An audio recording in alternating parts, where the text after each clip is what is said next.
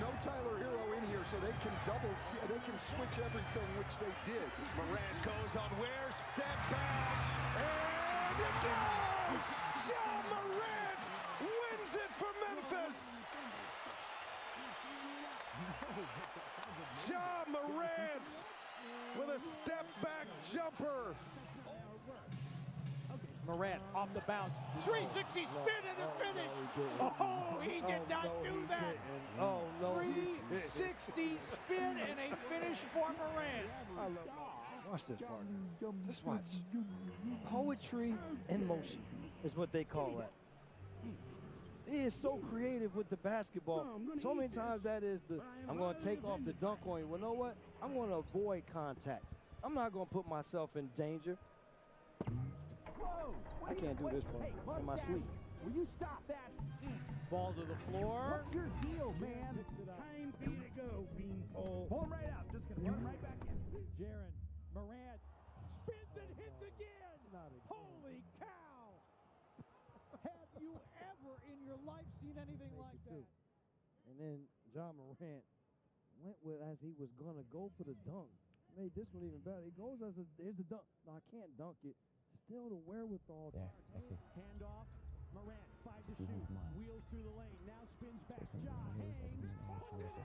Oh, what a shot by Morant in the clutch to give the Grizzlies the lead. 127 to 125. You can make it back within a week. Bane. A week. Step back. Morant. Ball Took us 6 months to get here. We got over 100 kids here now. Wow, Morant. We can't just hang out here forever after what we just pulled.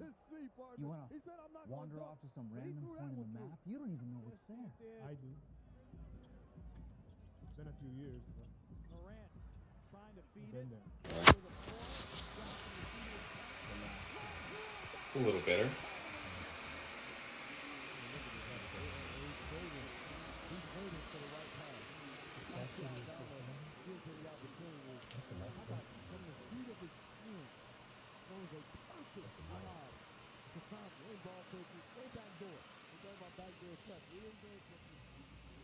No one in this family wants that thing. Batman forever? That's all roses and bloom from humor. I take the bloom on the grave.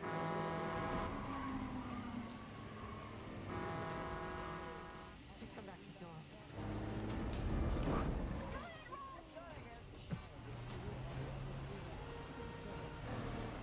You gotta go faster, man. Go faster. The pressure isn't going faster. What are we gonna do? Okay, maybe if I have a touch rabbit side, I'll like give it a boost or something. Yeah, try it. Why would there be a button for that? Rocket and a rabbit. Rocket. Rocket. Yes. Try that. What? Hit the brake, hit the gas.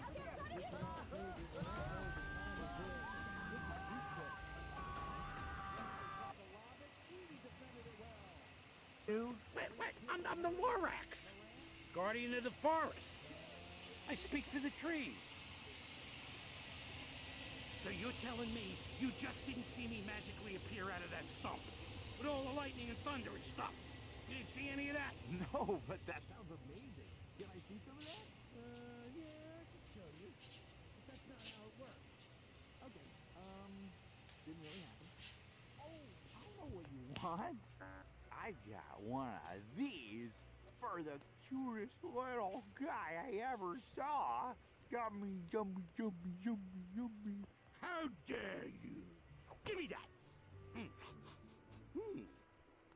Oh, I'm gonna eat this. The back bar I'm right highly here. offended by it. Resync this up. There you go. Whoa! What? Hey, mustache! Will you stop that? What's your deal, man? Time for you to go, Beanpole. Pull him right out. Just gonna run him right back in.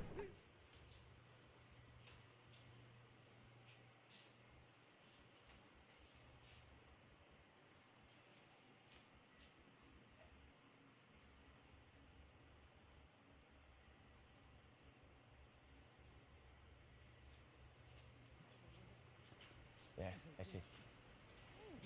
It's a few hundred miles. Based on the railways, everything that Ayers told us, that's gotta be where they're headed. That's where they're taking me now.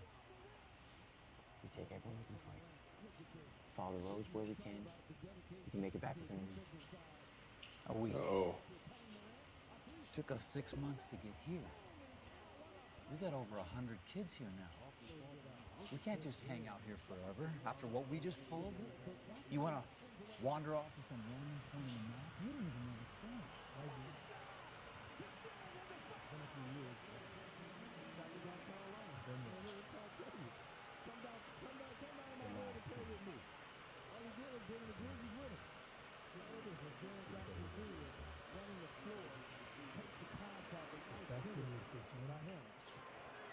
This is fun to watch. Morant going behind the back, down the lane. Leaves it for Clark, who scores. Can you get another stop? I see it, Morant, beautiful behind the back. You know how much I talk about being able to change direction while still. Puff passes out of the double, extra pass. Morant drives, got by Richards, hangs, and banks it in. Somehow, otherworldly athleticism from Ja Morant to give the Grizzlies the lead. Box out underneath, but here's Morant again. The ability to adjust, but it's the hang time and glide. He started outside the paint on the left side. For the Grizzlies, you don't want to abandon attacking the Charlotte Hornets defense. Oh, Morant! Yes! Yes! Yes! For this Grizzlies team, but it's all started. But this is a lot, and you know exactly what Morant can do. What is he done? Amazing.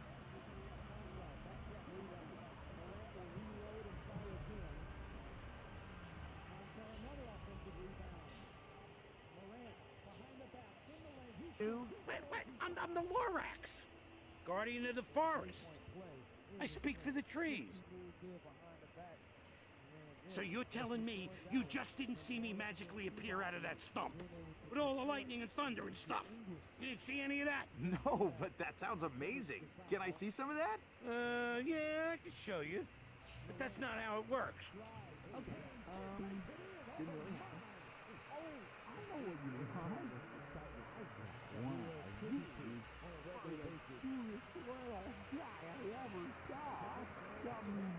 you want. Great dump off to Aldama. Finney Smith, a 43%er from beyond the arc, has hit 5 triples tonight. Lob for Huff for the reverse. Huff, stop. How about that look? And Smith Jr. Oh, Morant defended. Hey, mustache, will you stop that? What's your deal, man? Time for you to go. Pull him right out. Just gonna run right back in. Got the steal and the assist. We really appreciate you. I'm enjoying myself, and thank you. All right, guys, take it back. All right, Stephanie, just amazing to be in his presence as Jalen Wells, the catch, pretty finish. Grizzlies a 6-point lead. Shot clock is great. It's a few hundred miles. Morant driving. Based on the railways, everything that airs told us that's got to be where they're headed. That's where they're taking me now. We take everyone who can fight. Follow the roads where we can. We can make it back within a week. A week. Took us 6 months to get here. We got over 100 kids here now. We can't just hang out here forever after what we just pulled. Look at this. You want to wander off to some random point in the map? You don't even know what's there. I do. It's been a few years, but I've been there. The last city. That's what Nicky called it. It was our whole base of operations. If that city is still standing, that's the last place you want to go. That's the Lions Day.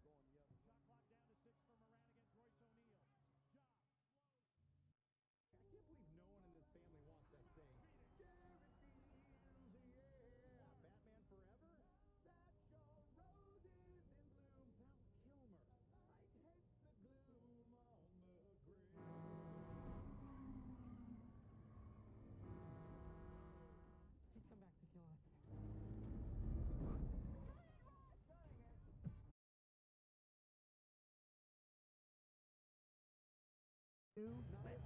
I'm the Lorax, guardian of the forest. I speak for the trees. So you're telling me you just didn't see me magically appear out of that stump? With all the lightning and thunder and stuff. You didn't see any of that? No, but that sounds amazing. Can I see some of that? Yeah, I can show you. But that's not how it works. Okay, didn't really happen. Oh, I know what you want. I've got one of these for the cutest little guy I ever saw.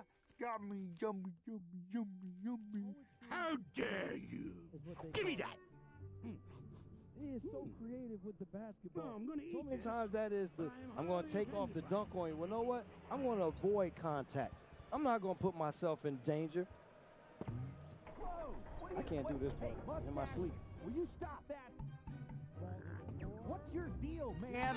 Time for you to go, beanpole. Pull him right out. Just gonna run right back in. Jaren Morant spins and hits again. Holy cow! Have you ever in your life seen anything like that? And then John Morant went with as he was going to go for the dunk. Made this one even better. He goes as here's the dunk. No, I can't dunk it. Still the wherewithal. Handoff. Morant, 5 to shoot. Wheels through the lane. Now spins back. Ja hangs. Puts it in. Oh, what a shot by Morant in the clutch to give the Grizzlies the lead. 127 to 125. We can make it back within a week. Bane A week. steps back. Morant, ball Took us fake. 6 months to get here. Oh my God! Wow! Morant with a reverse flush. What did we just see, partner? He said, "I'm not going to dunk," but he threw that one through. You don't even know what's Yes, coming. he did. It's been a few years. Morant trying to I've feed been it. there. Ball to the floor. Job from the seat of his pants. The last city. Holy That's what Mickey called it.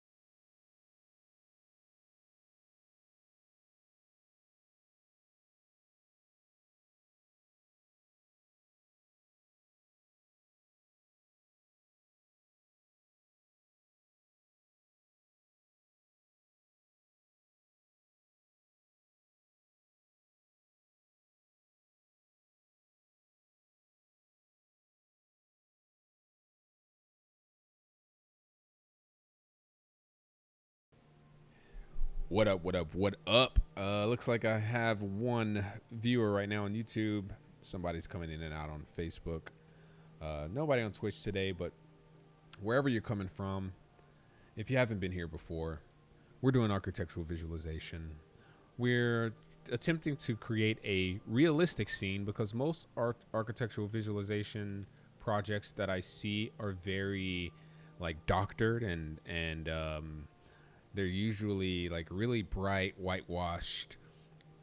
I guess you can call it aesthetically pleasing, professional, like clearly they're renders. And I'm trying to kind of bridge the gap between perfect visuals in what you would normally see in architectural renders and reality. And I want to meet somewhere in the middle to where I can create something that looks more realistic, has realistic lighting, because when you walk into some of these spaces, some of them do look really pretty. When you go to like a model home or a staged environment, they look really nice and they got really bright lights shining on everything. But I wanted to create something that's photoreal, that can be a place used in the metaverse as a digital twin of a physical space, and I want it to kind of feel like it's a lot more immersive.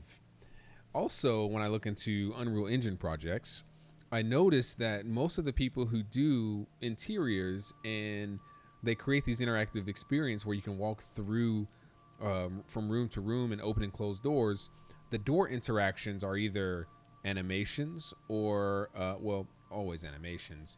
They're usually some sort of an animation where the door opens like 90 degrees and then it closes behind you, or you press a button to open the door and you press it again to close it, or the character grabs the door, opens it, walks through, and then closes it. I wanted something that gave a little more control, that felt like there was a little more weight. So what I've done with this project is I've added in my doors. I'll go in and I've set the structure of the house up inside of a blueprint, and all the doors exist in this blueprint as well as the structure of the house. The doors act as a physics asset and they're connected to the house. They're like joined to the house. And I've disabled the collision between the doors and the house so that the doors can actually open without colliding with the edge of the wall. So let me see. Can I reset my doors in here? I think I just need to go in here and reset it. So 90. There we go. You're having fun? Yeah. That's what I like to hear. All right, this is also going to be 90. So I'll set it up to where these are physics assets and they are set to be on constraints. And when I walk through the door, my physics body from my pawn will collide with the door as a physics body. And let's see, negative 90. And it'll open the door kind of in this dynamic way. That's really interesting. So, as opposed to it being some sort of an animation, I want the character to be able to walk through the door. And the faster I walk through the door, the faster the door is going to swing open and bounce up against the wall and then close itself back.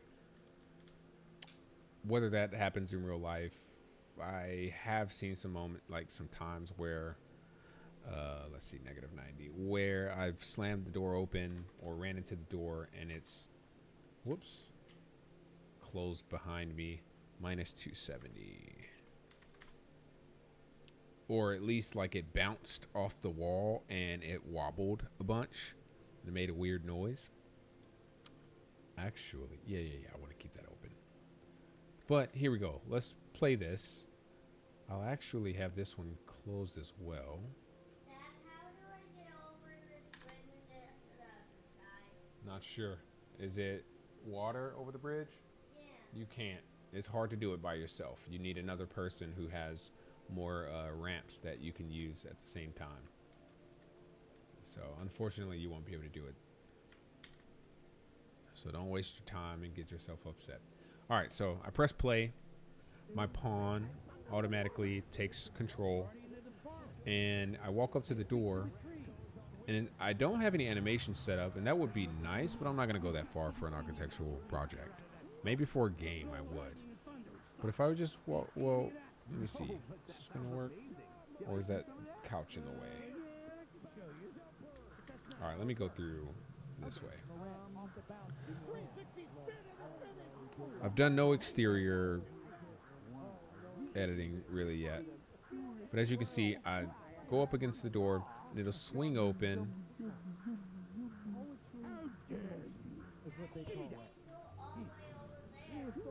And if it slams against the wall, yes, you can't. It's not a part of the map. The door will slowly close itself. But if I go back in my sleep, I can stop the door. Ball to the floor. Jaren picks it up.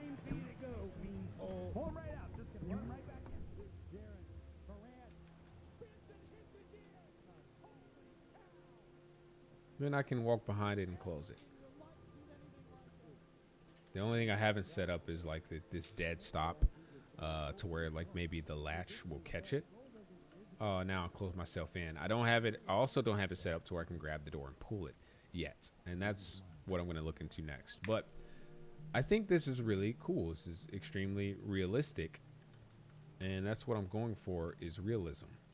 Now let's look at our player collision. And as I guessed, I think this couch might be kind of in the way. So let's just move it and see if there's something that is preventing us from opening the door. And I don't know what it is yet.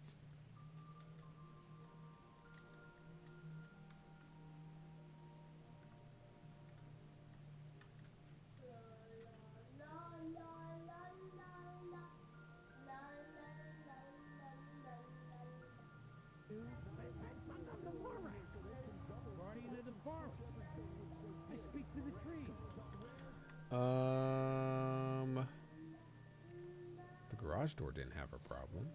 So let's take a look. Control E, viewport. Let's go here. And let's set this back. That's why it wouldn't open. I didn't have it turned the appropriate way. So this needs to be 0. And compile and save. And I think it will work now.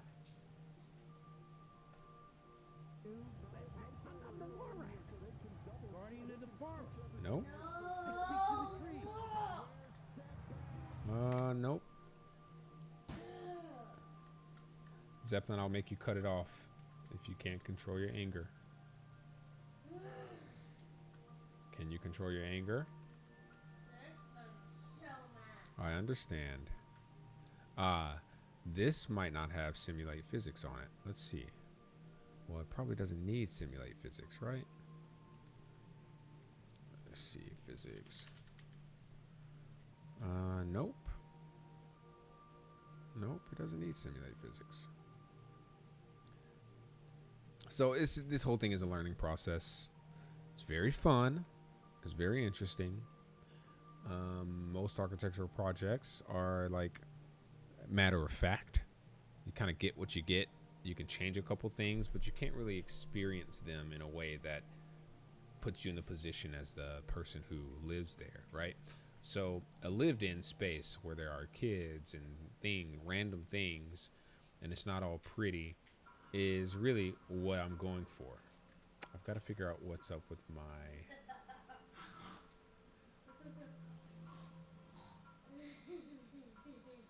collisions. Control E. Let's see.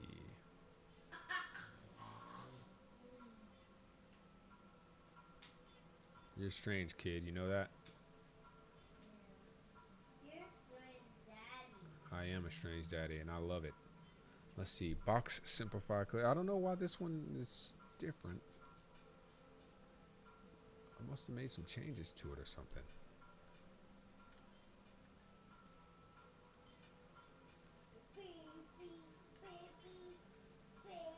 And it could be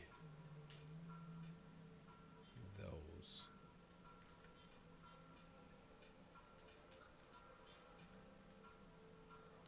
Yeah, I don't know, bro. I don't know. There is no collision on this. Let's see. Collision complexity, project default. So we disabled all the collisions on these bodies.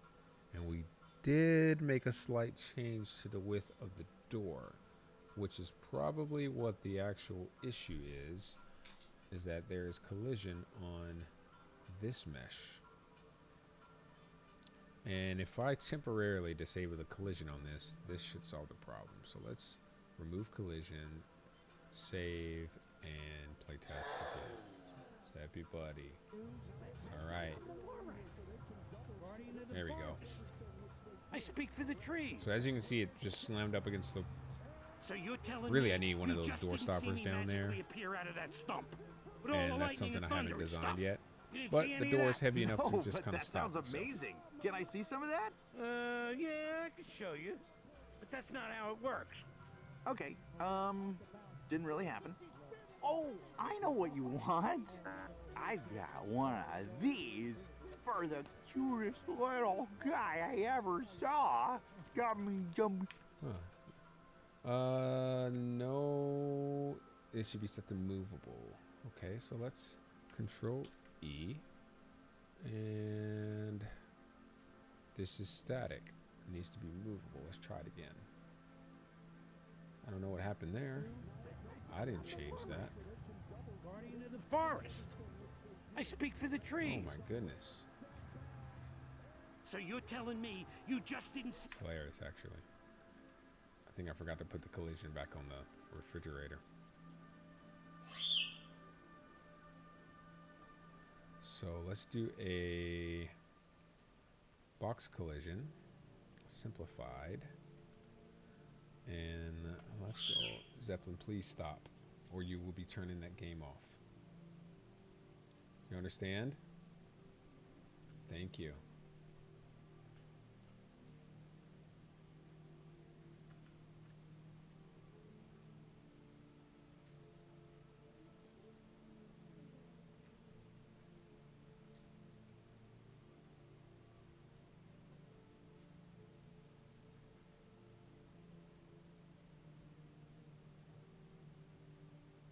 That's more like it. We'll leave it at that. That's good enough.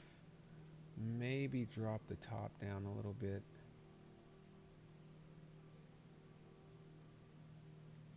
Now this is a very complex mesh.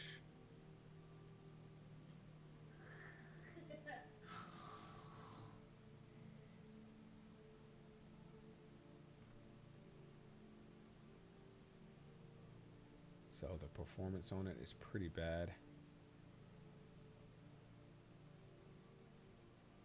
All right, that's good enough. Right about, oh, it's so close. I need to adjust it just a hair.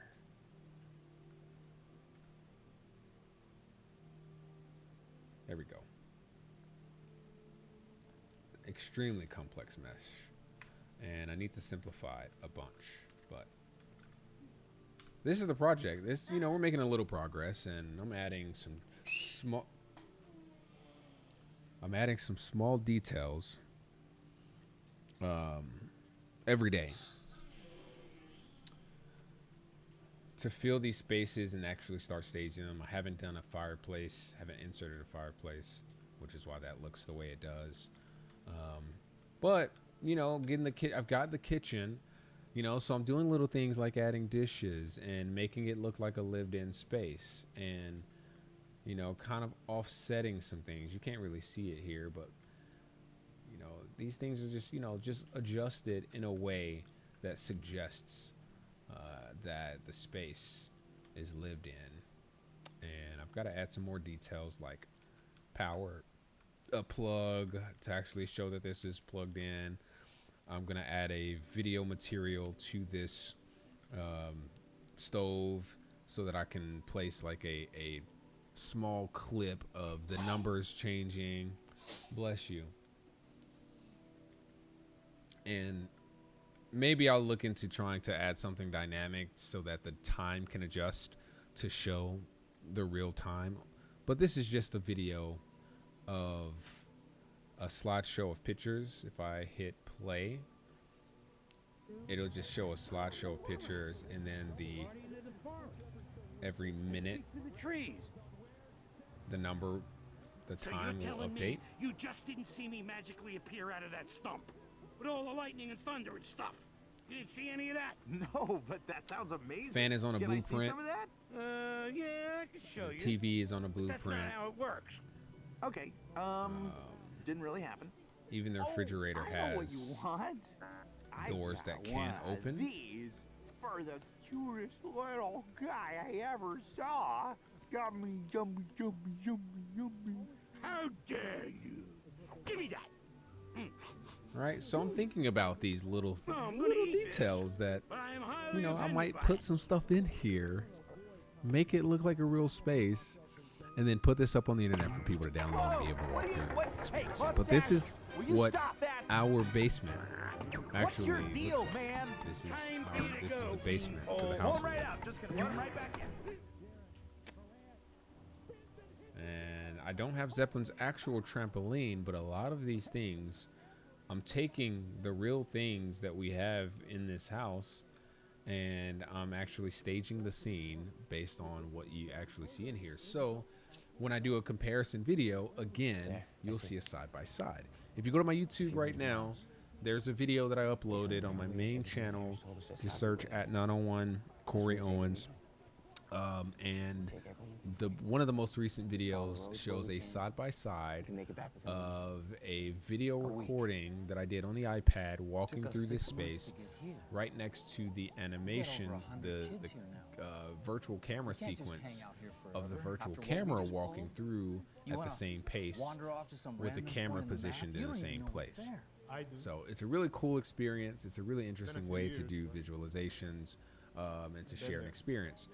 The camera footage, let me tap out of here and go to my my sequencer. This camera footage, Satya Aldama gives him the opportunity.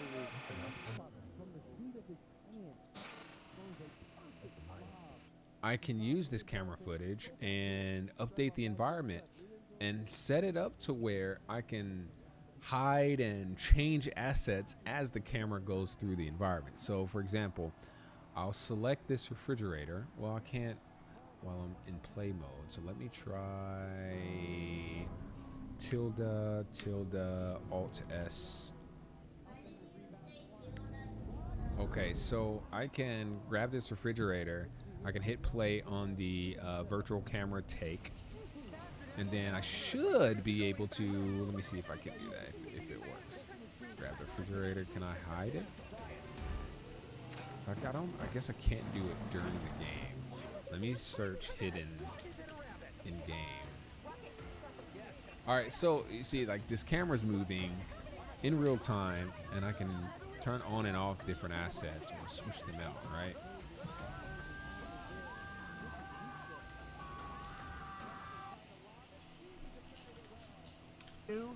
So this is a great way to visualize furniture, I speak for the trees.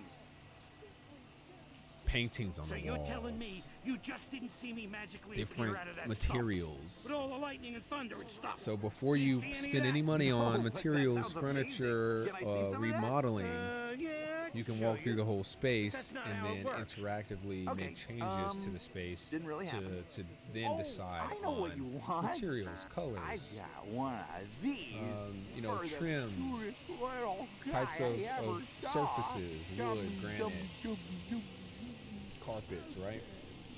Lighting scenarios, window placements. Did you set a session marker? So I think this is a really innovative way to do architectural work. And then I should be able to also just grab my controller. Let's see if this is going to work while we are not in the game. Attach to player controller. About right here. Okay. Resync this up. Whoa, I did not realize. Oh. Well, I'm attached to my player now. Yeah, I see. It's a few hundred miles. Jump. Based on the railways, everything that Ares told us that's gotta be where they Right, so this camera sequence, That's where they're taking me. as unrealistic as this We take player character is, follow the roads where we can make it back. it's really cool to see that I can control all of this while the sequence is still playing. To get here. We got over 100 kids here now. We can't just hang out here forever after what we just pulled. You want to wander off to some random point in the map? You don't even know what's And then all there. of this happening in real time is really nice. Being able to see all those reflections and. Been there. You're almost done with work? The last. No, I'm not almost done. That's when Oh.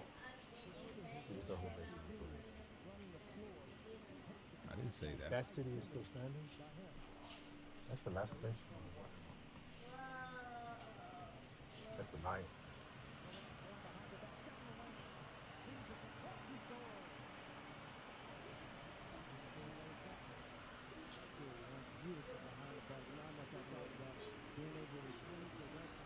This character's animations are pretty terrible because it's the default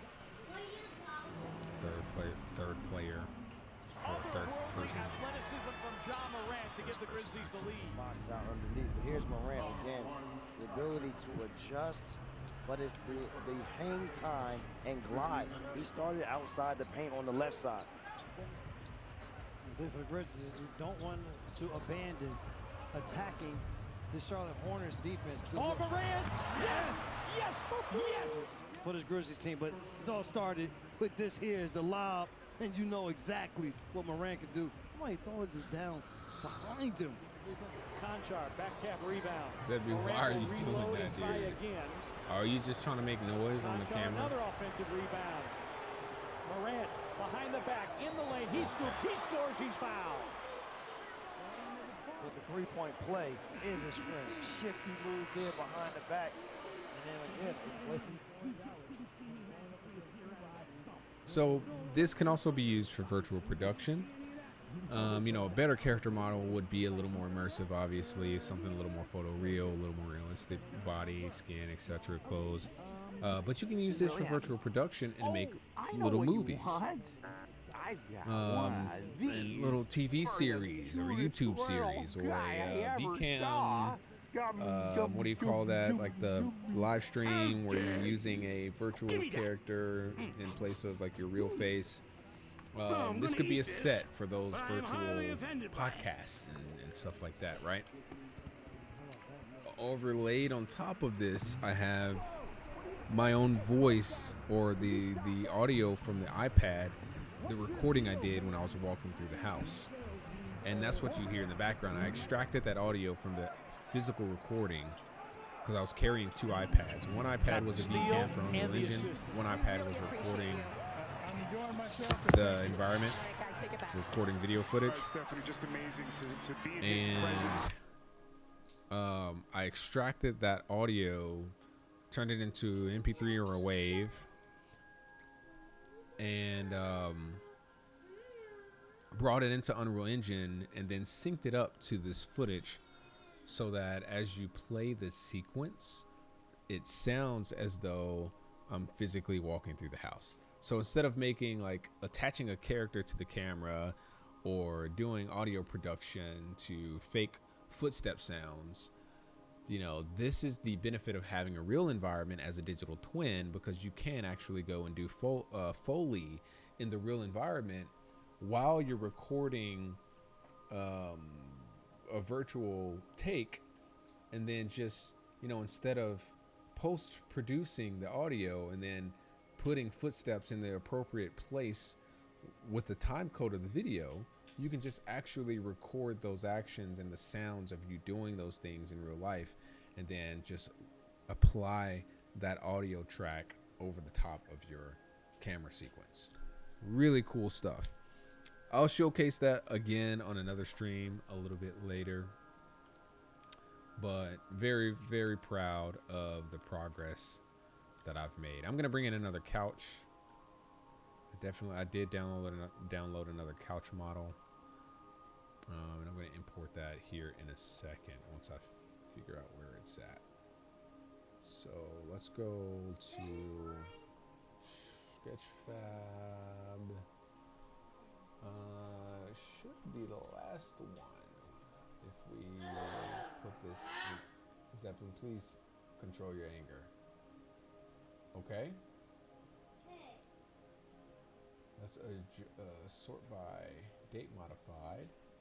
Chesterfield, and we're working on Blender. Some Blender assets. When exporting from Blender, the first thing that I want to do is hit A, select everything, and then do it. It's okay. Did it shut off? Yeah. Okay, look at me. The game is not finished. It's broken in some places. Look at me. So because the game is not totally finished, they release the game for you to be able to play it while they work on it. So it's not going to always work all the time, okay? When it shuts off, all you have to do is just restart it, and I know it's frustrating. Look at me. It's frustrating, right? Say it's frustrating. It's frustrating, I know. And I would be upset too. You have every right to be upset. But sometimes you just got to focus on the solution and not the problem. What's the solution when it crashes? Yes. How about you play Minecraft for a little bit, since Minecraft doesn't crash on you? Yeah? Let me pause this music. Too much going on. So when I take an asset from Blender, Control J is to join anything that doesn't need to be separated. Let me pull my screen up. So we'll do a file export. Doesn't really matter the scale. I can fix that in the engine. We're going to export an FBX. As you can see, if you look at the axes in the top right corner, negative Y is the forward-facing axis and Z is up. So in the export, after I pick a folder, so let's go, so we'll do Z is up and negative Y is forward. And then we'll also go down to geometry, and then we'll set smoothing to face and export. And then all I have to do is drag over that FBX file from my Explorer window. So let's go find. And then into a dedicated folder in my content browser for Unreal Engine. So let's grab that. And then 9 times out of 10, it will import all the materials. So let's set textures, materials. We will bring in the textures and materials. We'll hit import. Just bring it in as it is. If I get an LOD0 error to where it tells me that there are no LODs, so that all the assets have to be deleted, I'll re-import the file, and then I'll disable the option to import LODs so that it automatically brings in the highest level of detail.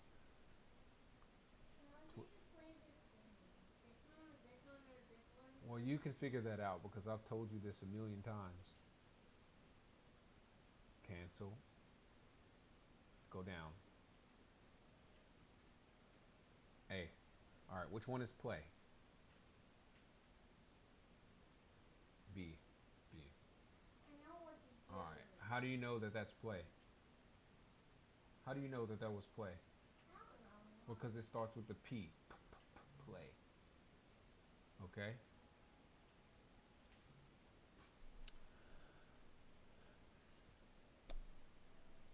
Sometimes Unreal Engine will try to import different levels of detail and it'll have an issue, and that's something I experienced recently.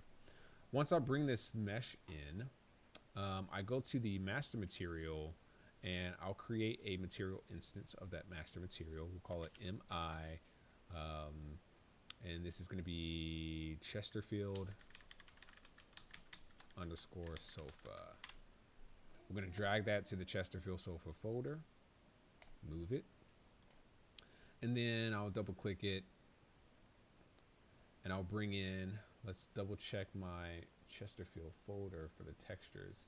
We should have a normal, I don't know what these are. We should have an albedo, a We don't need the ambient occlusion ground texture.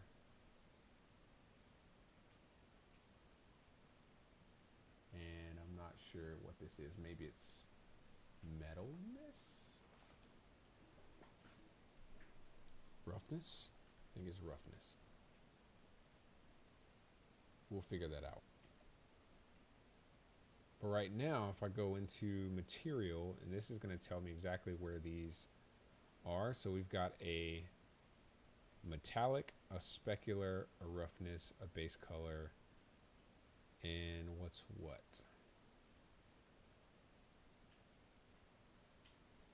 So this one is shininess, which technically can be specular.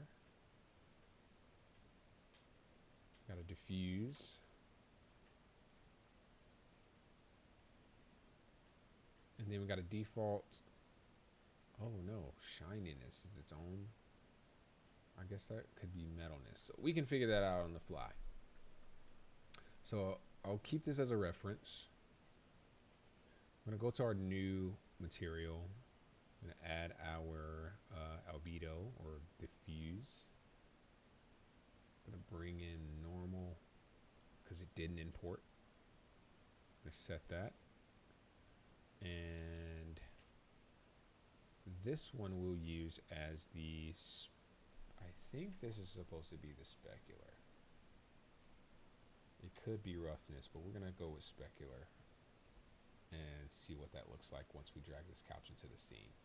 So first, I'll pull the couch in.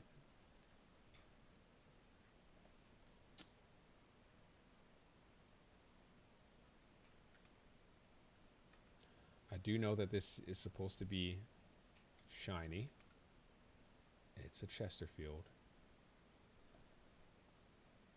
And we're going to apply our material to it temporarily. And that's way too shiny, but it looks really good. It's a nice quality couch. So it's possible that this is not specular, but maybe roughness. Nope, doesn't appear to be the case. So, you know, sometimes when I don't know, I just try different things, and whatever ends up looking the best is what I go with. Let's add it as a metallic texture. No. That's interesting. A lot less shiny, and I think that's kind of fair. Let's look at our roughness intensity.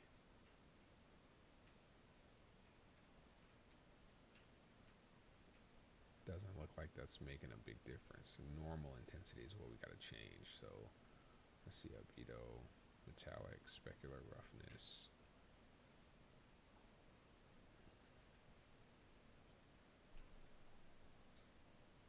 And maybe that can go in the roughness. And then not in the metallic. Let's see what happens when we modify our roughness.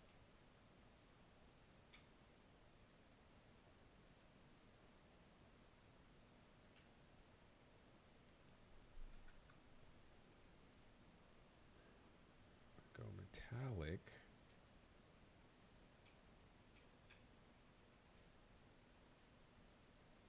Now, if you know what a Chesterfield looks like, you can kind of use that as a reference to make your adjustments. And then you just go until it looks normal.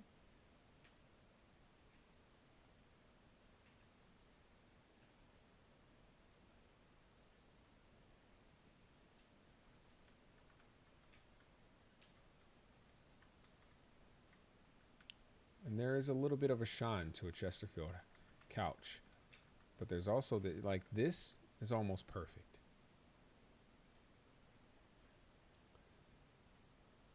And I play with these settings until it looks like what our couch looks like in real life. We have a couple Chesterfields upstairs.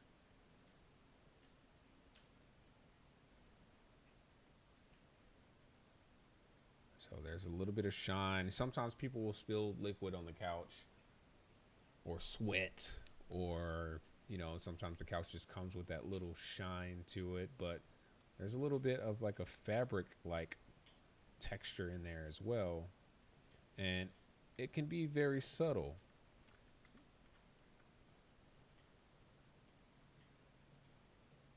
So you just make those adjustments until it looks real. And we're in Lumen. Path tracing, I don't have any of my lighting or post-processing volumes for to compensate for the why can't I think of what it's called? Let me just go to it so that I can think about it quicker.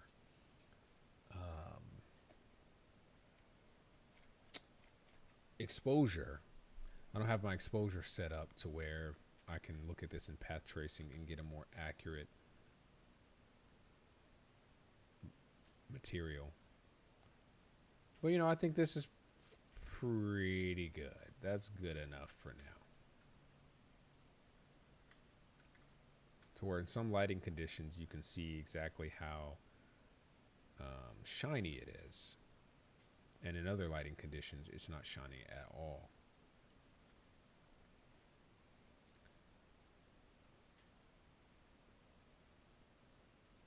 You can think of this like The Sims, but having an insane amount of control.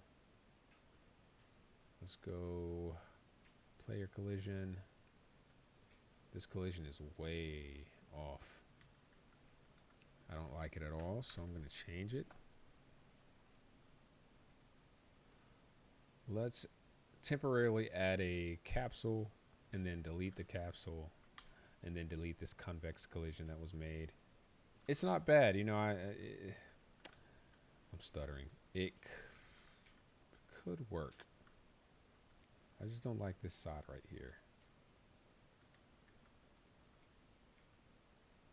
It's not terrible. So maybe it's worth keeping for now. But yeah, when you import new objects, one of the first things you definitely want to check is its collision. This one, for example, has a convex collision that goes over the entire couch. So if the player tried to step on this, he'd step on the box and not the couch itself. All right, so that's the importance of looking at your collision as soon as you import a new object. We're going to go change that, Control E. We're going to add a sphere collision and then delete it. Just add any kind of collision so your collision bounding box can pop up. This is a convex collision, which means you can actually go down to the convex collision or convex decomposition and then apply a collision, and it'll do its best to generate, you know, a low poly collision. And I would say that this is good enough for now. We can go back and add complex collision later. But if I wanted to simulate physics, the collision can't be complex. It has to be convex or simplified. I got to take a phone call real quick, though.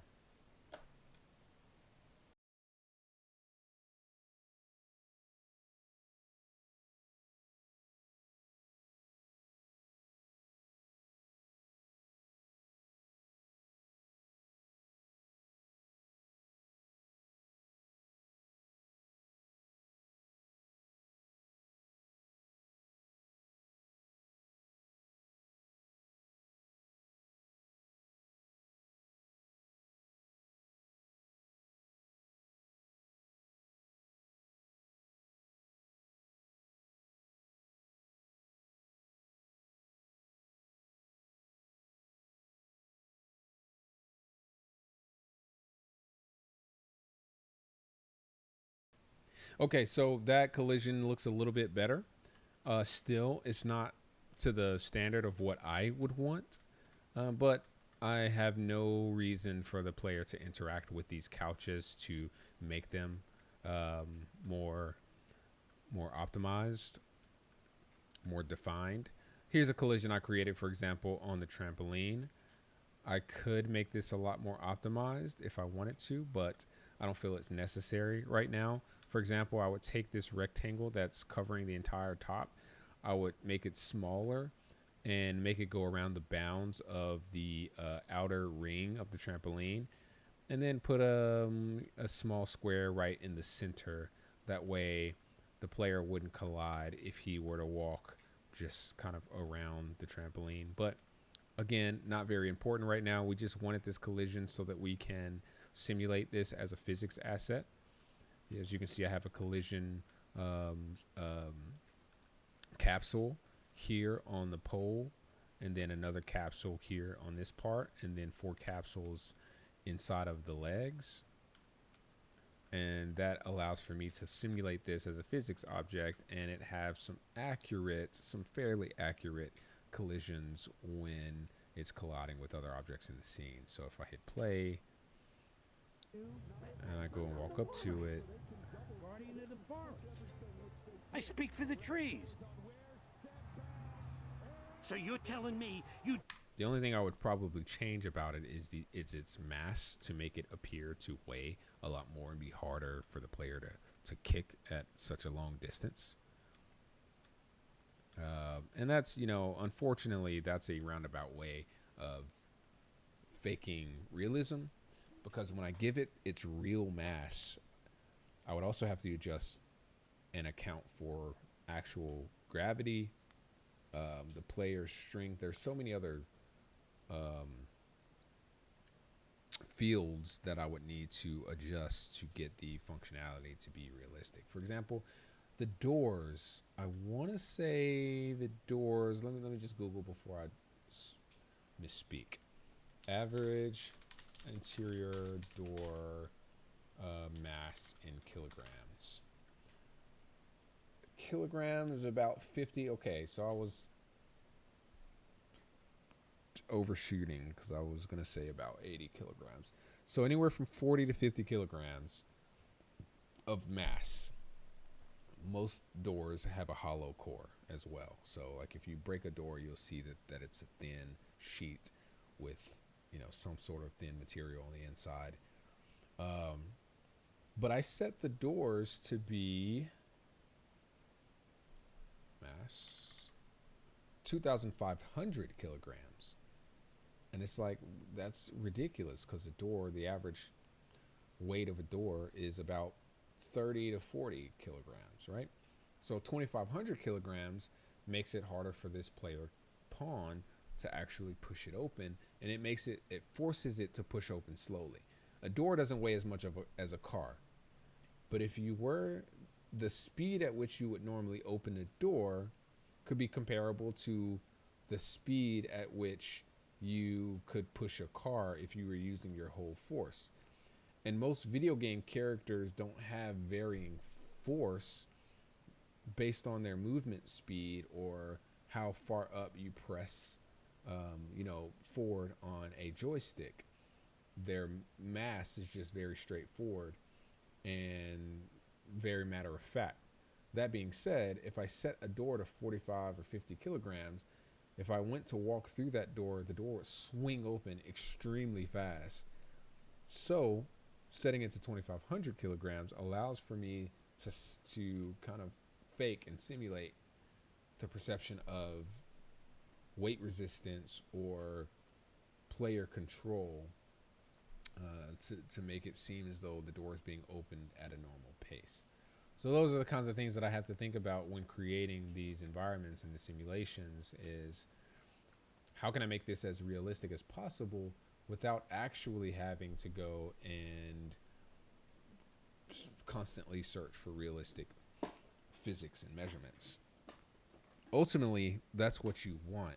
You know, if you were making a physically accurate car simulation and you want the car to be able to drift and drive and have grip on the road, you'd want all these physics information about the tire, the weight of the tire, the resistance of the tire, the mass, how much air is in the tire, how the car performs, how much friction in different weather conditions on different surfaces and with different air pressures in the tire. All those things is so complicated.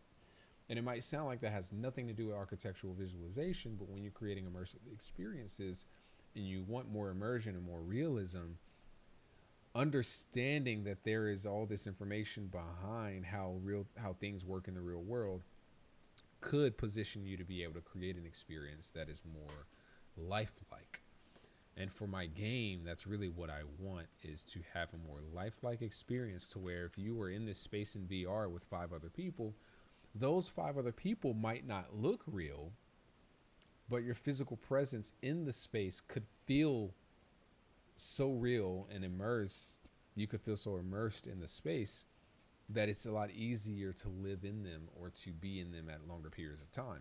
One of the problems I've noticed with virtual reality, augmented reality, is that, you know, in VR chat, for example, when I had a Quest 2 and a Valve Index tethered to my computer,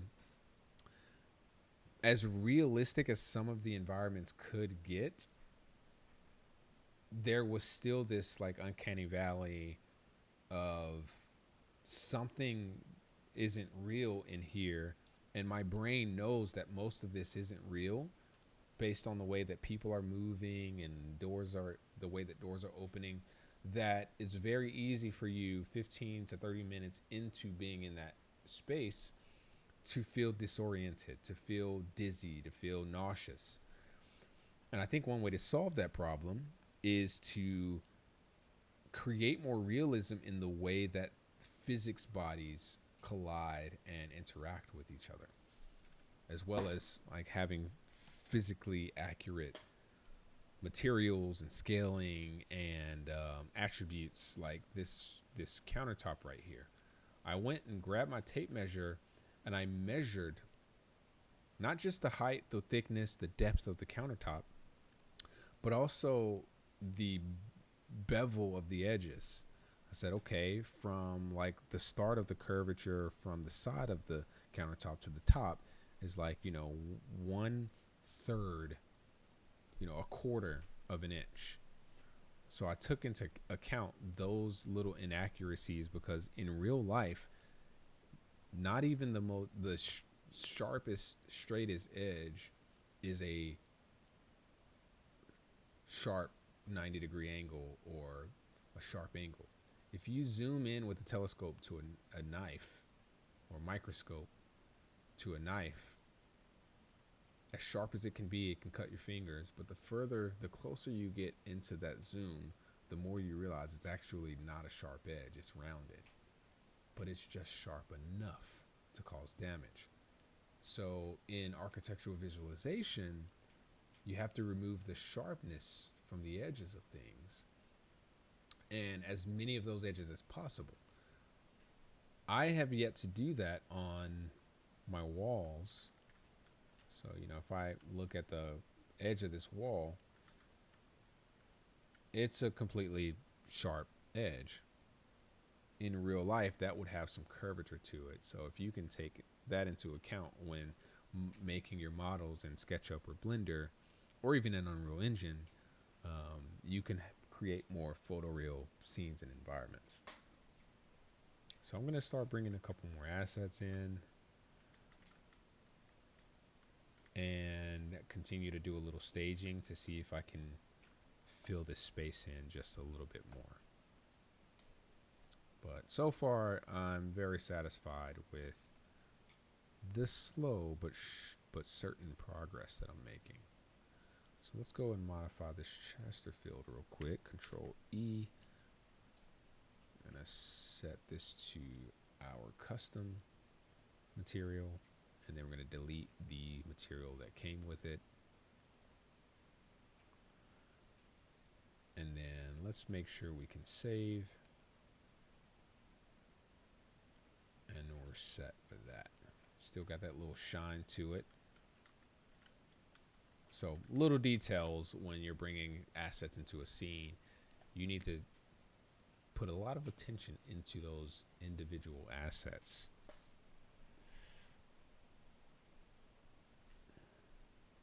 In a minute, I'm going to take a quick break so I can order some food.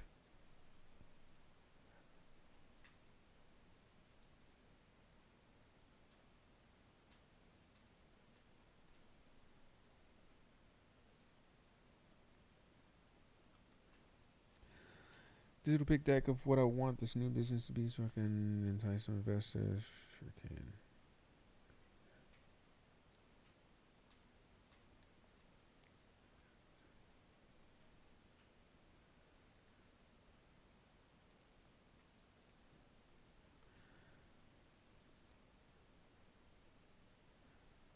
Zeppelin in 10 more minutes. I'll place an order and then we'll wait for some food. Okay, buddy? Then can we play? Maybe. Did you have fun playing with Emmett today? Yeah. And Jane? Yeah. Good. All right, let's see what's next. I have a lot of assets, but I'm going to try to focus on some of the more important ones, like cereal boxes. Okay, let's go. Kitchen. New folder. Perishables. Perishables.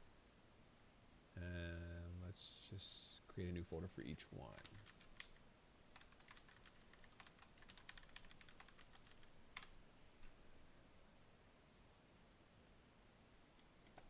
I'm going to bring in materials and textures.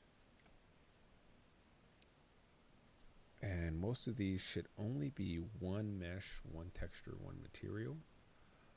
Perishables. We've got another one. Let's do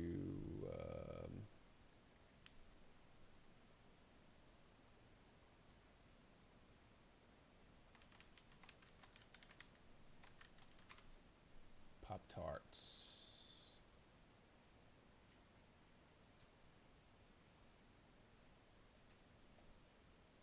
So right now I'm creating a new folder and subfolder. Under kitchen, I'll create a folder called perishables. And then another folder for the item that I'm bringing into the scene. And then I will name those folders accordingly. Let's see here. Let's move this all the way over and grab this bad boy. It helps to have these 3 screens so I can manage the chat and access my folders and see the live stream and see all of my detail panel windows and see Unreal Engine without having to close down and minimize different windows.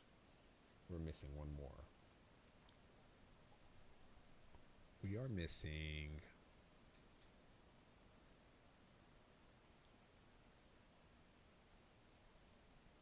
corn checks.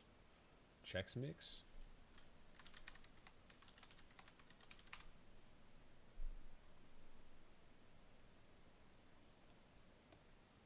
I will actually even call it cereal box. So if I search for cereal, the folder comes up. F2.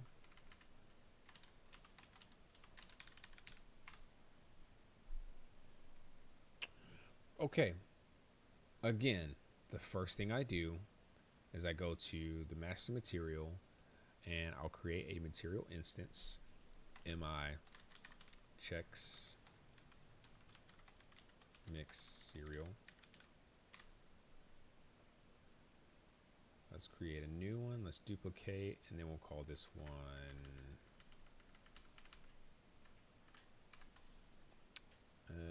Chips Ahoy cereal. And then duplicate it one more time. Mi Pop-Tarts.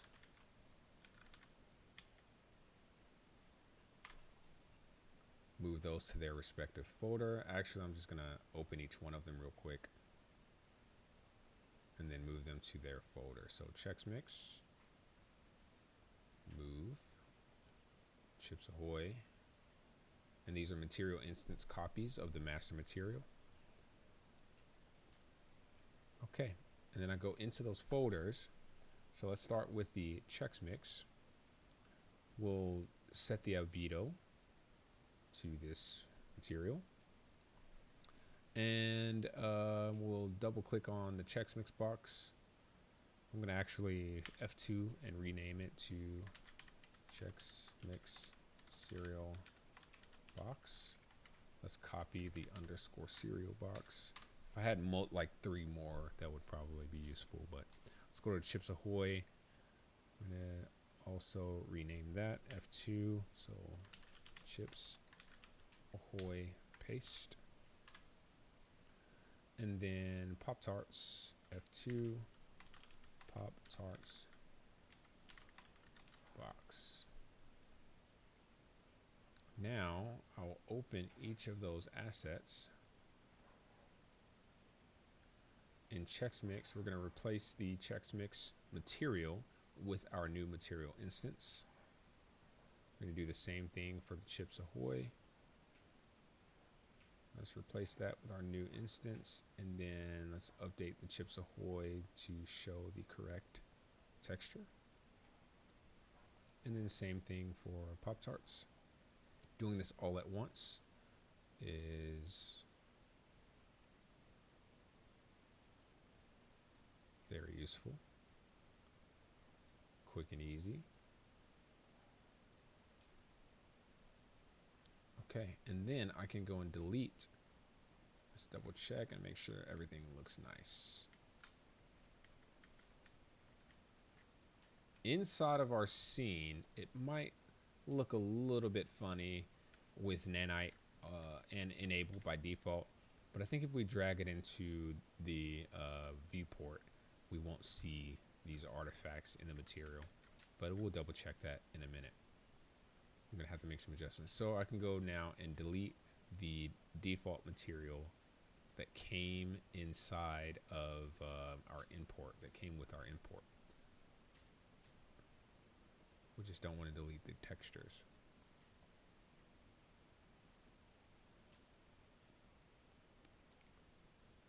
Now back in the viewport, I'll drag all 3 of these out to the counter and resize them as needed.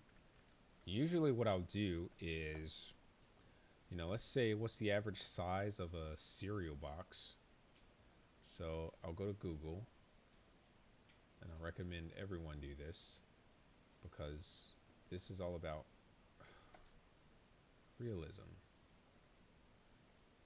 So let's get realistic measurements. I'll go to Google and search average cereal box dimensions. I like to use SketchUp for this. So it looks like it's about the large size, let's say 12 by 8. Some are showing 8 by 5. But these dimensions are out there. 12 inches tall, 8 inches wide, 2 to 2.5 inches deep. And this will give us a sense of scale. So let's just create a 12 by 8 by 2.5 box.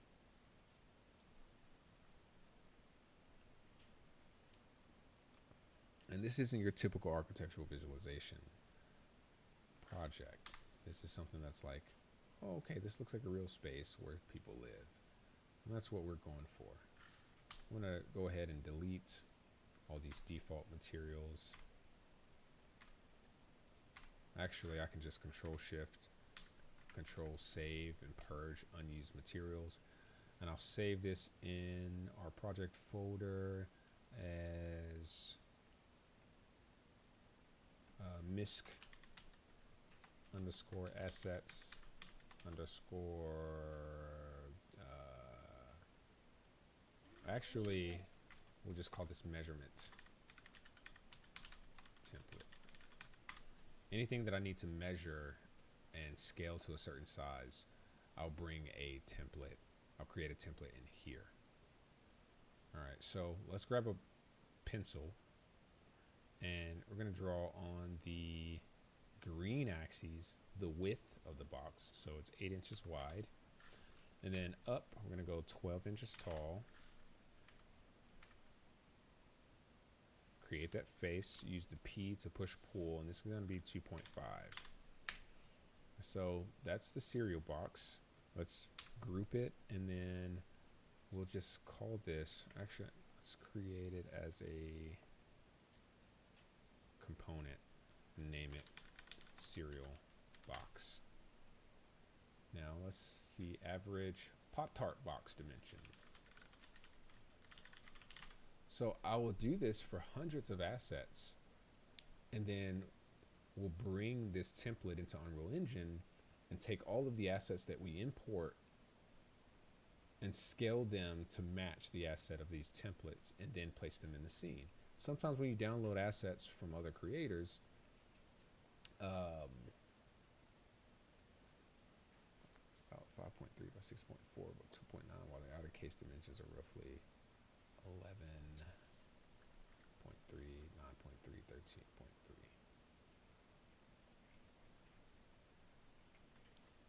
When you download other people's assets, they're usually not scaled appropriately.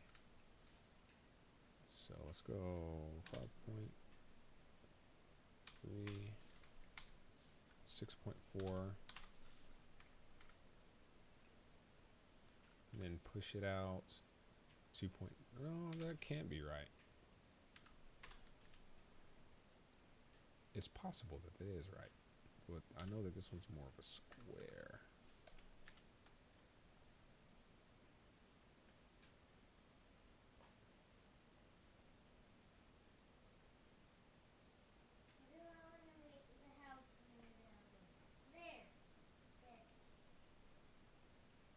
So let's try another one.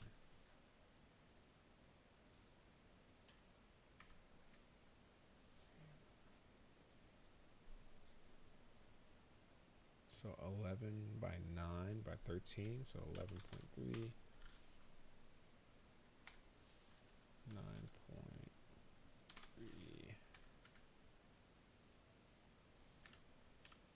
and then 13. Oh, that's a case. Actually, your average box is about this size, and I can probably use that as a reference to scale the square box. But I'm gonna use this as an example. Let's Control C, Shift C.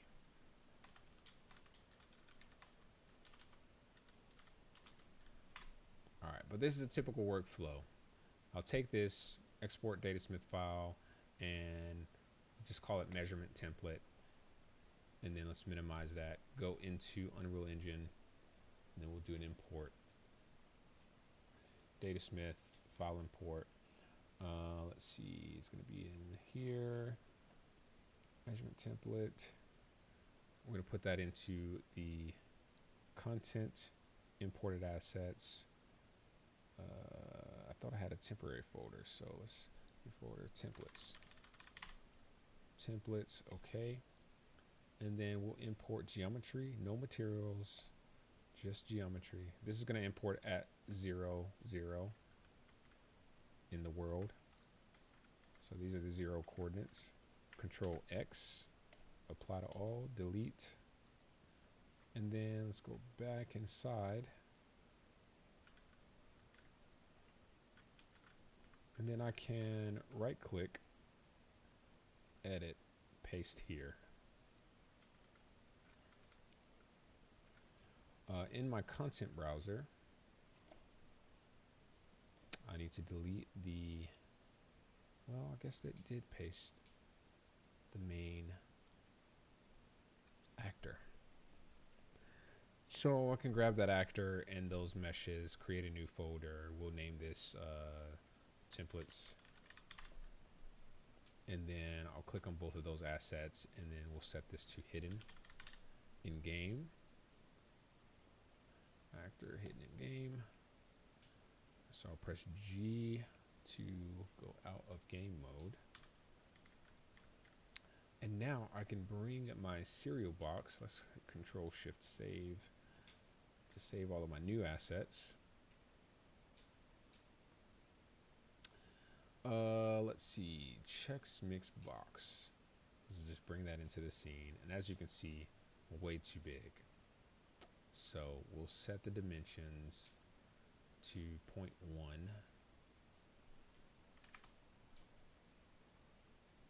0.01. Let's just see how badly it's scaled. 0.001. And as you can see, whoever I think did a photo scan of this, a 3D scan, and the scaling was absolutely ridiculous. But from here, I should be able to go to modeling mode. In my favorites, I've got polygroup edit or transform. And we're going to transform this gizmo, middle mouse button, to reposition it. And we're going to try to position it on the bottom, somewhere close to the bottom. Rotate this. And now I should be able to, let's see, set the rotation to 0. See what happens. Oh, very nice, very nice. Let's set it 45-degree angle, snap, and pull it up and around. And I'll say that's pretty close. Now with the gizmo up against the side and the front wall, I can reposition, holding Control to lock that orientation. And then let's pull it up and then set the gizmo to be as close to the bottom as possible. And then position this on top of the countertop. And that's pretty close to the an accurate size. Although we need to do some very minor adjustments to our rotations. So my goal here is to just get it as close as possible to being flush. And I would say that that's pretty good.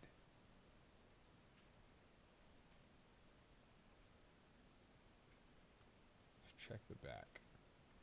Looks like it's leaning forward just a hair. It's challenging, and I like a challenge.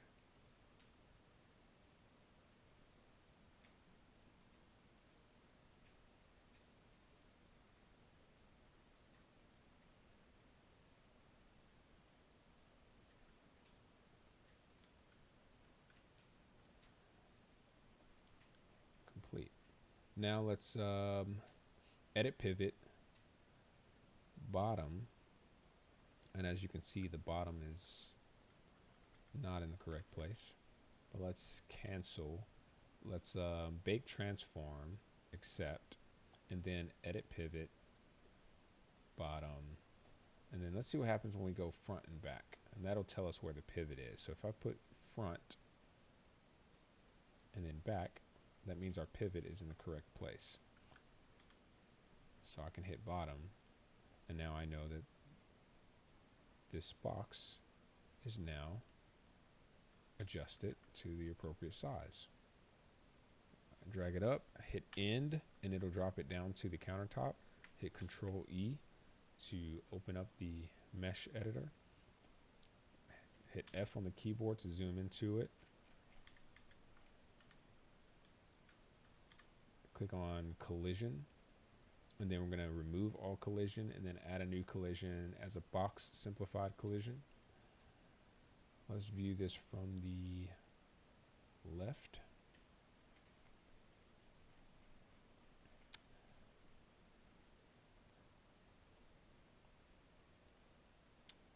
Yeah, somebody stuffed that cereal bag in that bad boy.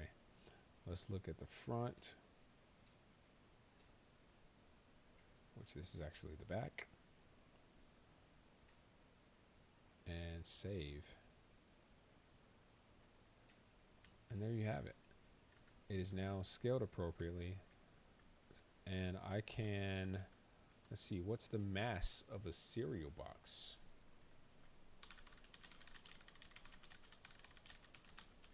In kilograms. The mass is 0.45 to 0.5, so we'll say 0.5. In the details panel, I'll search mass, enable mass, and we'll set it to 0.5. I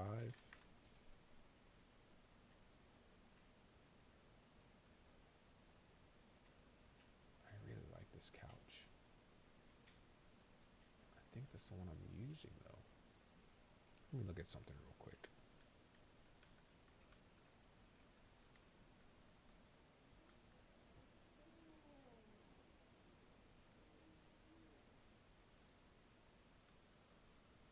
Oh, sounds like you need a nap, buddy.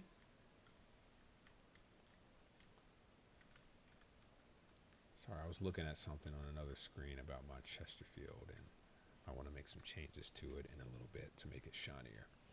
And then we'll enable physics. So simulate physics. Save everything.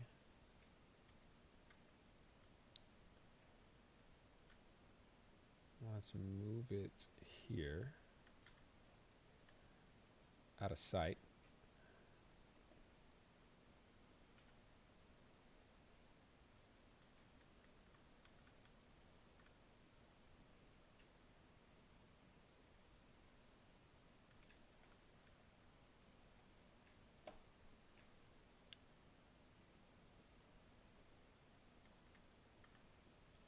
And there you have it. If I just hit, let me bring my character, pawn, inside.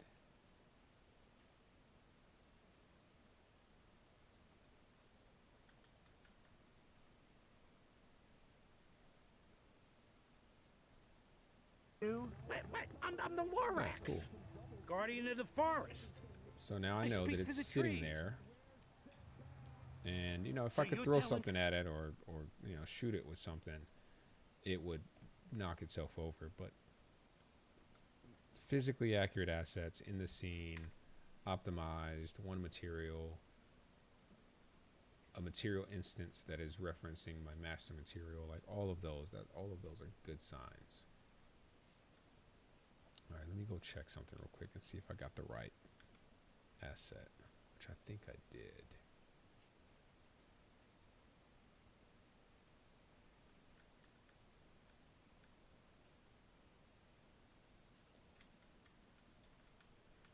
Yeah, so I want to make some modifications to this before I complete that cereal and Pop-Tarts.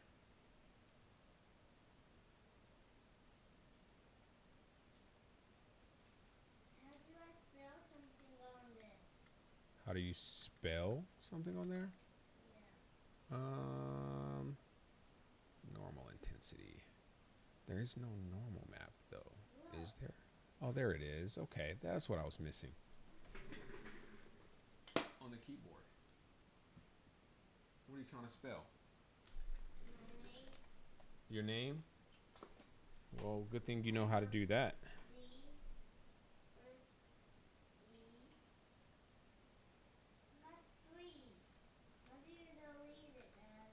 There's a button that says DEL or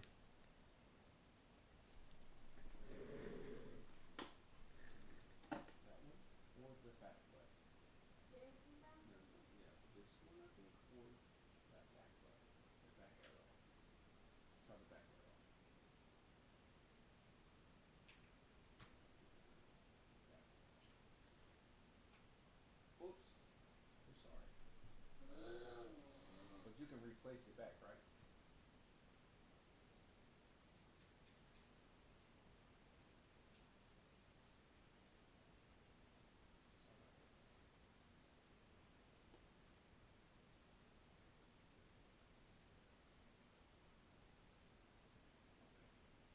Well, at least you get a fresh start, right?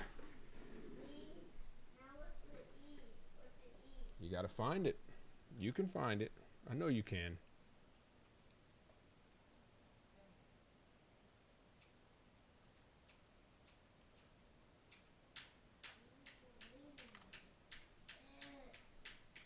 Having a hard time? Is not deleting it? Well, don't keep pressing it if it's not working. What button are you pushing? That's not the button. This one, the back arrow. You gotta listen to my words when I tell you back arrow and look at the key. No, you got it. Keep looking for it.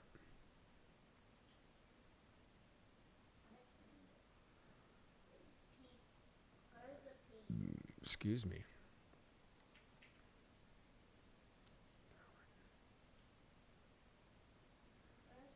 All right, that's what I was missing, that normal texture. But I feel like this is just way shinier than what it's supposed to be.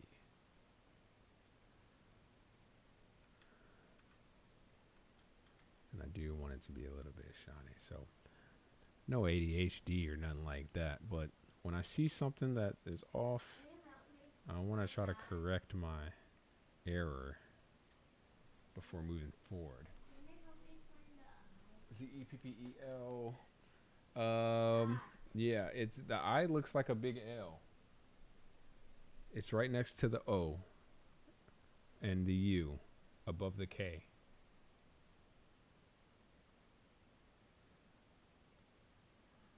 Found it?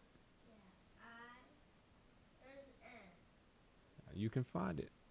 I know you got it. ZEPPELIN.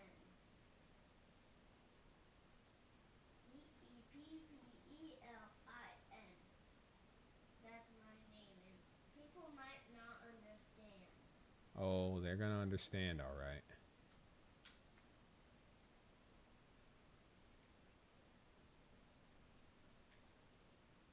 They might not,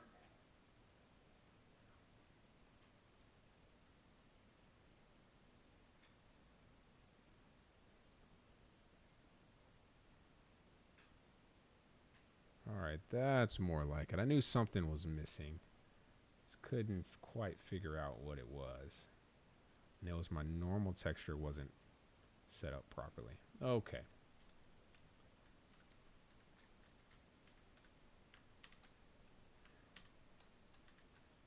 I'm really unsure why Control-Shift-S just doesn't do what it's supposed to do.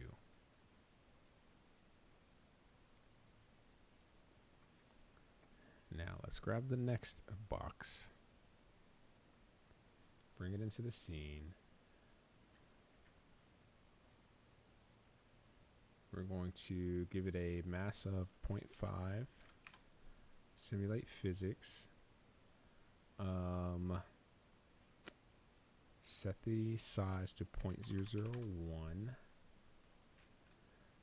And then let's move it up. Transform. Move the gizmo.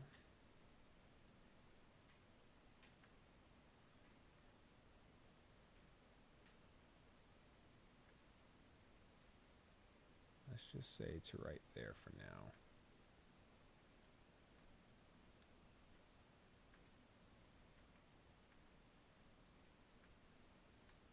Rotate it.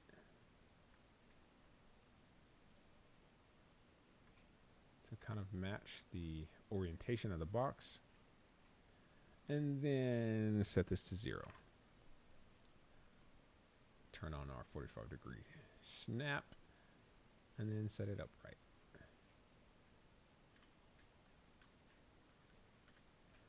And complete. Bake transform. Hit OK. That looks amazing. You gonna put furniture in there now? Edit pivot. Let's test front to back. That looks good. So set it to bottom. And accept. And then we'll transform it again. This time moving the pivot to the front of the box and the left. It's already on the bottom, so I can drop this to the countertop, then move the box in position with my template. From there, I'll make further adjustments.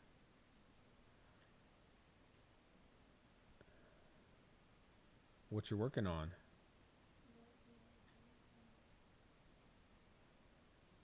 Your house?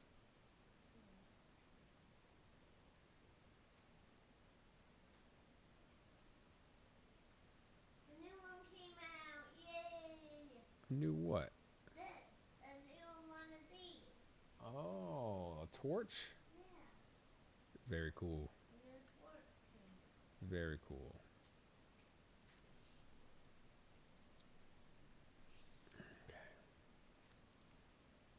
They look so cool, right? Yep. All right, I'm cool with the imperfections. This is fine. Let me go ahead and bake the transform again. And then I'll go back to this. Let's rotate it. And then bake the transform. And put it back into place. I can right click the location, shift right click, grab this, shift left click to paste that location, and then boom. Control E.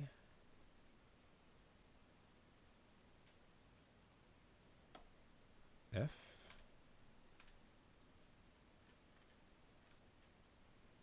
Let's go left or right.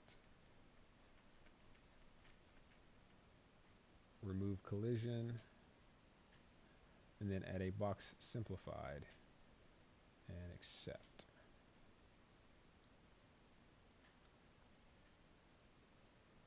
Save.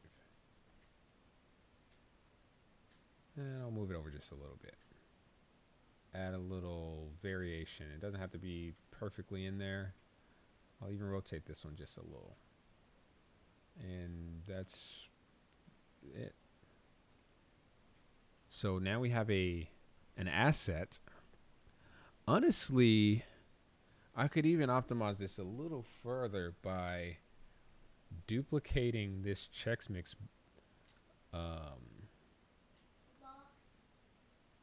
mesh, and then applying to it our Chips Ahoy material. But as you can see, the UV is not wrapped appropriately, and that would cause even more crap to have to do. But if these UVs were wrapped appropriately, and this wasn't a 3D scan of an asset, then it would be a lot easier for me to duplicate that and use that method so that there's one mesh for every cereal box. But since this is a 3D scan, we can't really do that. Last thing I want to do for these two materials, though, is I want to enable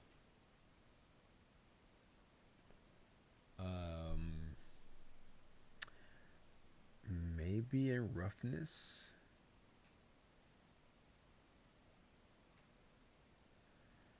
Enable base roughness.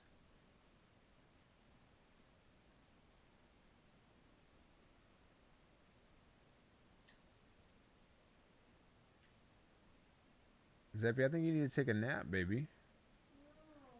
No? Let's reset and try something different.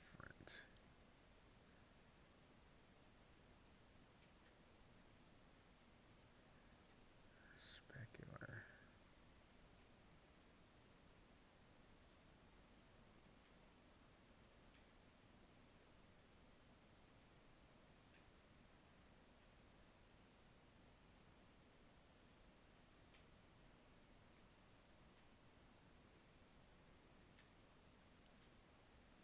All right, a little bit of a specular can work.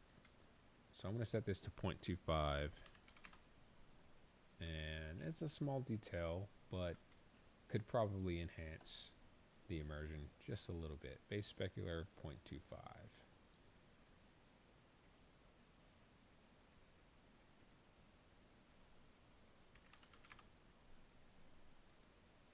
See, is that too much? I get these weird artifacts, I think, because I've got nanite enabled.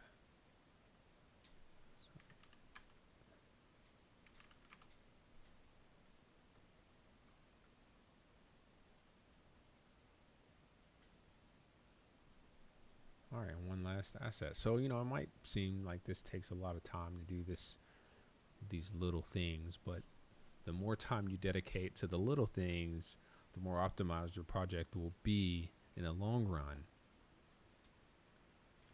Some people import assets and, you know, it's one box, but it's 12 meshes, and there's no material instance, and it's just the material, and they don't modify or change that material. So they have 26, let's say you had 26 boxes of cereal, and each mesh consisted of 3 parts that weren't merged. That's 26 times 3 meshes each equals plus 26 materials plus 26 textures, which is 130 draw calls. Why don't I die in this game? Versus 130, 26 times, you know, let's say it's one mesh, one material,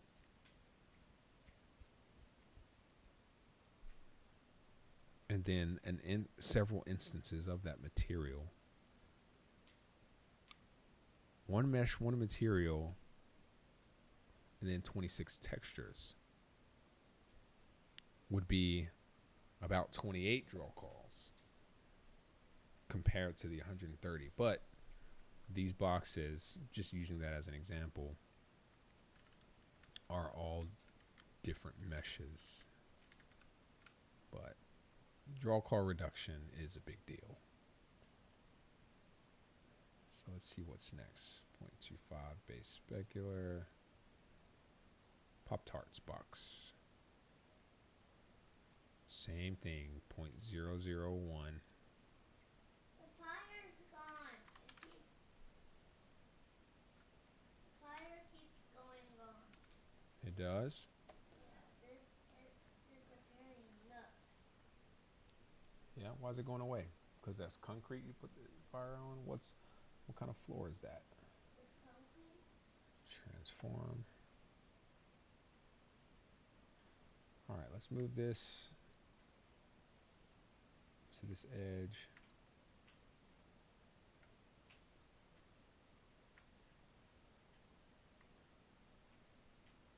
Rotate. Set the transform to 0. Oh, very close. I need to rotate this one. Set this transform to 0. And then do a 45. Okay, complete. And we will bake transform, edit pivot, bottom.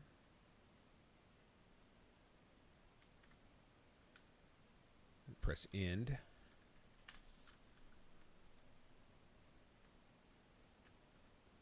And as you can see, there's a little bit of a gap here. So let's move this up. Transform again. Bring it to this corner.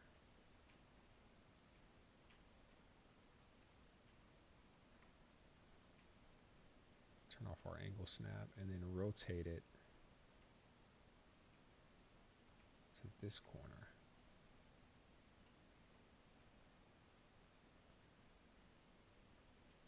And then set it to 0 again. Let's see how much closer that is. Oh, almost there.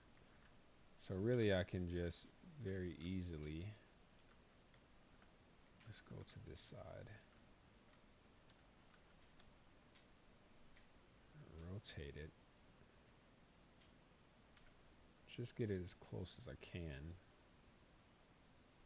to being properly rotated.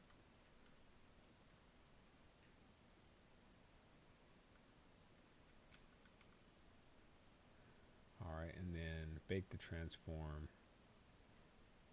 edit pivot, bottom.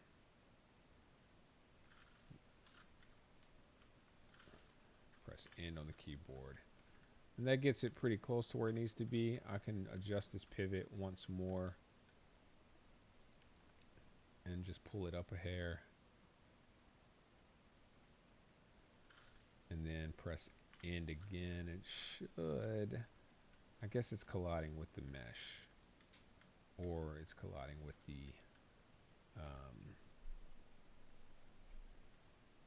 collision. So Control E.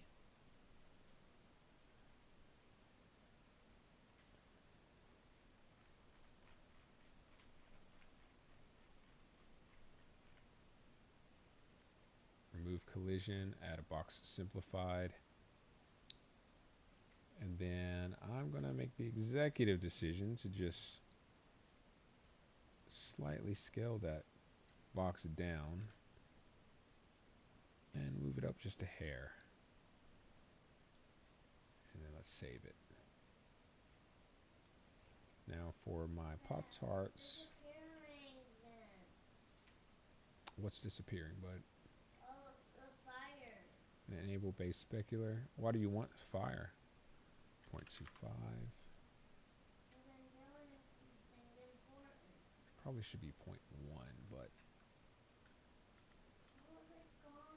yeah, I think it needs to be 0.1. What are you building that's so important? 0.01. I'm building a parkour so nobody can get in my house.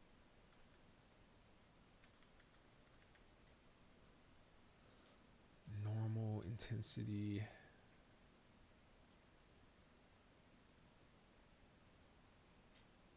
I'm going to do something better than that. So base specular should be 0.1 and then normal 0.15. Let's go with that.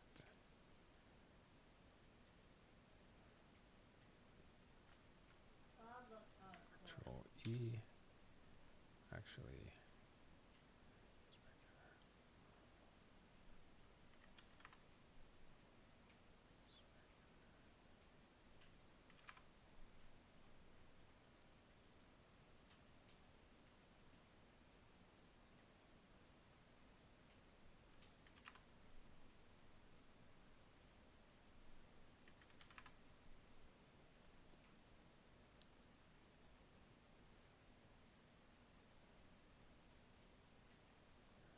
control. So that's a big thing of Pop-Tarts right here. That's like a big box. I don't believe that the size of this is supposed to be that big. I don't have a tape measure. I don't have a box of Pop-Tarts to measure it. But if it were this big, let's have a look at what that would look like.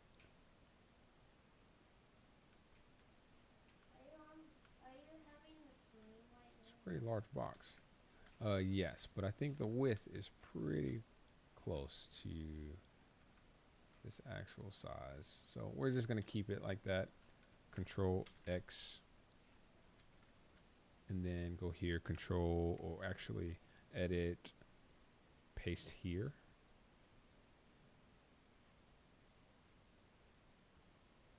I'm sorry, no, that's wrong. Right click the location of this box and then control, no, shift, left click.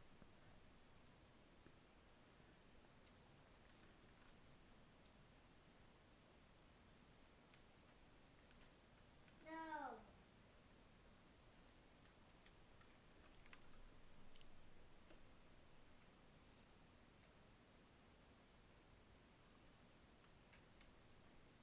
You're going to duplicate it. And we're going to rotate it 45. Bring it up and press end.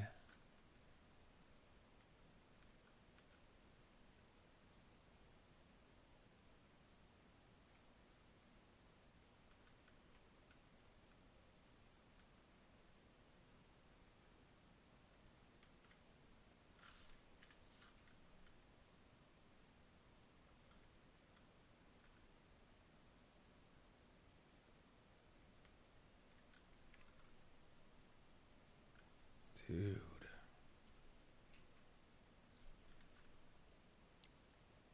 Save.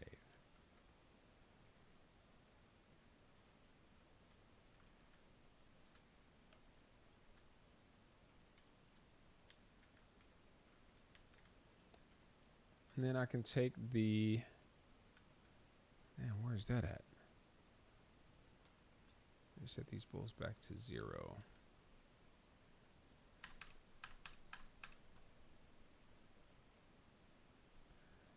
And then grab the location of our boxes.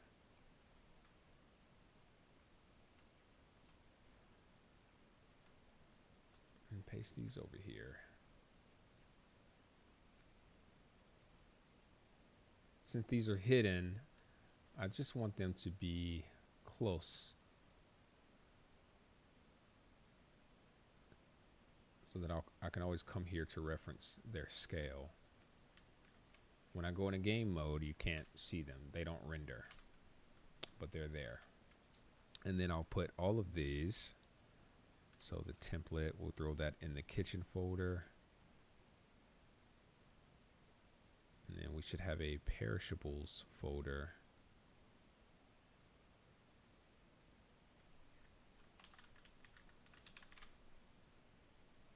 That we can put our cereal boxes in. But let's make sure that they are appropriately named in the asset, in the outliner. So Chex Mix, Chips Ahoy, Pop-Tarts box, Pop-Tarts box 2.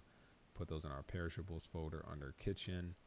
Keep our outliner organized. And what box is this? Oh, that's a couch. Let's rename that couch to just couch.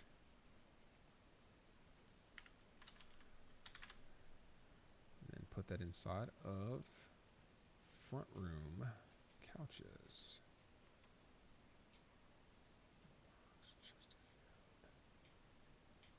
Sofa.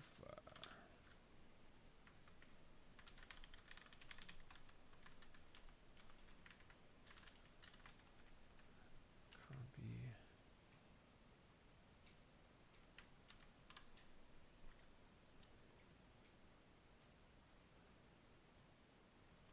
That way, if I turn off the front room, everything in here should go away. If I turn off the kitchen folder, everything in there should disappear. If I turn off the playroom, all the toys should also disappear. So let's rename this.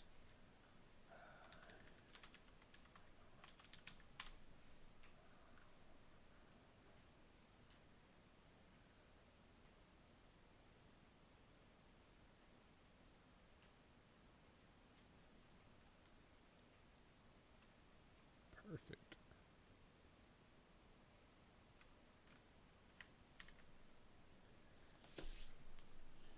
Man, that's that. I'm going to take a quick break, though. I may be back to stream later. But I'm going to order some food and get some things done around the house. Cool stream. Added a few objects. I'm pretty satisfied with them. I'll go back and optimize these a little later to make them look nicer. But I think this is pretty good so far. What we've got here, it looks really nice. If I get up close to it, we can see those details. I'll go and get some reference images of our Chesterfields that are upstairs and reference those and kind of see how they respond to light, and try to make that a little more accurate.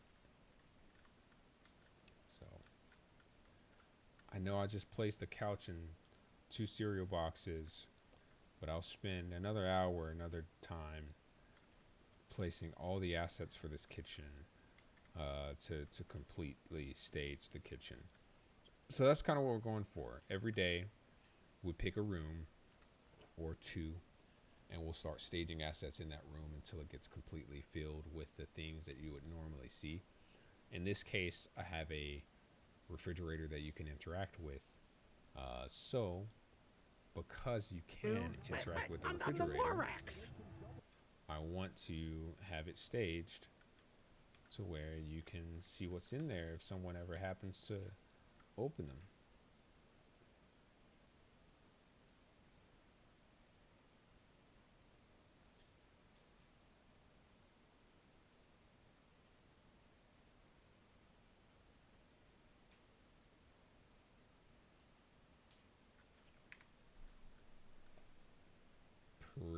tight.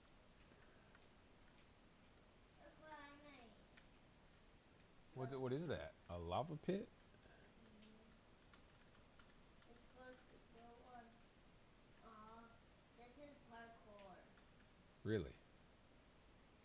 All right then. Jump on stuff. All right, everybody, take care.